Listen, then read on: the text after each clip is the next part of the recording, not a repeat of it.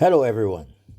Today, I am suggesting that the Caribbean should set new and achievable targets for renewable energy. A report published by the Caribbean Development Bank on the use of renewable sources for generating electricity shows modest achievements in only 3 Caribbean countries, all of which have significant hydropower. Suriname with 42%, Belize 1/3, and Dominica 1/4 of the total electricity supply. A fourth country, St. Vincent and the Grenadines, also has significant hydropower, which contributes almost all of the 17% of renewable electricity supply. 6 Caribbean countries have announced ambitious targets of 100% use of renewable energy in 7 years' time, that is, by 2030. Apart from Dominica, not one has achieved as much as 15% of electricity from renewables.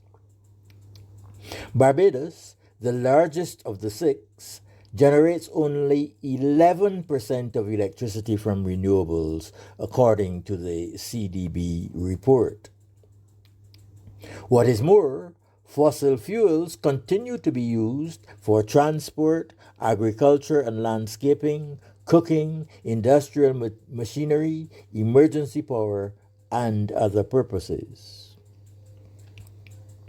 Other Caribbean countries have less ambitious targets, ranging from 30% renewables, the Bahamas and Trinidad and Tobago, to 75%, Belize, coupled with target dates that are further into the future, 2037 for the Cayman Islands and 2040 for the Turks and Caicos Islands.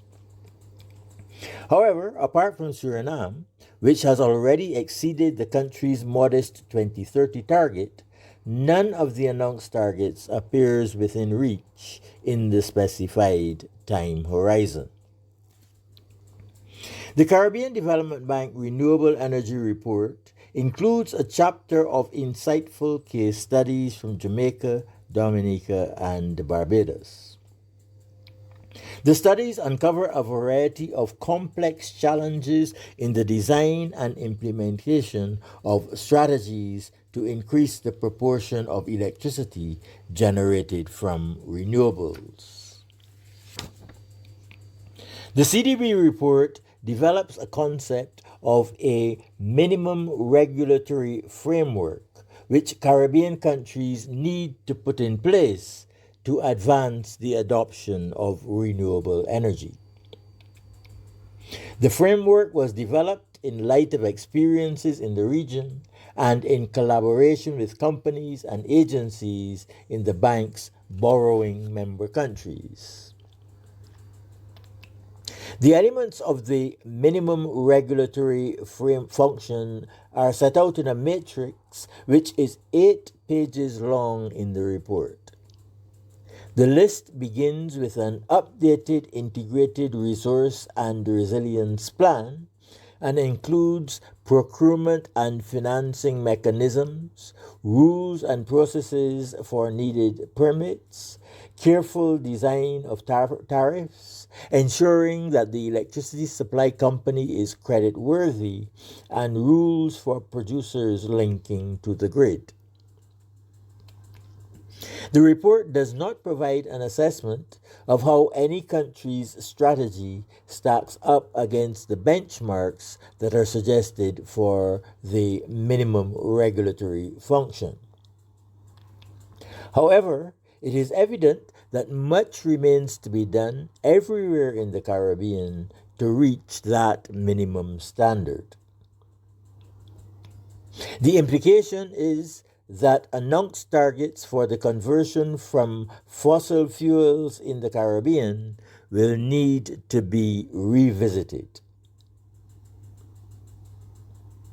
There is no prospect that any of the Caribbean Development Bank's borrowing member countries will replace fossil fuels for the generation of electricity any time in the foreseeable future as things now stand. Should countries set up their minimum regulatory functions, keeping them under periodic review as suggested by the CDB, they will then be in a position to set modest but achievable targets for electricity generation in the coming decades.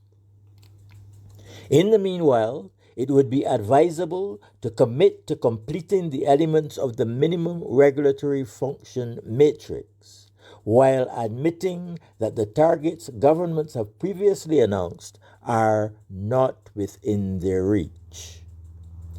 Thank you and good day.